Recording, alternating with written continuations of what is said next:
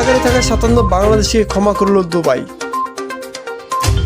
সংযুক্ত আরব আমিরাতের ফেডারেল আদালতে দোষী সাব্যস্ত হওয়া 57 বাংলাদেশিকে ক্ষমা করে দিয়েছেন দেশটির প্রেসিডেন্ট শেখ মোহাম্মদ বিন জায়েদ আল নাহিয়ান। শীঘ্রই তাদের বাংলাদেশে পাঠানো হবে। মঙ্গলবার 3 সেপ্টেম্বর সম্পাদকদের সঙ্গে বৈঠক শেষে প্রধান উপদেষ্টা ডাক্তার মোহাম্মদ ইউনুস কথা জানান। বৈঠক শেষে প্রধান উপদেষ্টার প্রেস উইং থেকে এই তথ্য জানানো হয়েছে। এর আগে দুবাইয়ে বিক্ষোভ করার দায়ে যাবজ্জীবন কারাদণ্ড সহ 57 বাংলাদেশকে দীর্ঘমেয়াদে কারাদণ্ড দিয়েছিলেন দেশটির আদালত। বাংলাদেশের কোটা আন্দোলনের সমর্থন জানিয়ে আমিরাতের বেশ কয়েকটি রাস্তায় বিক্ষোভ করেন প্রবাসী বাংলাদেশিরা।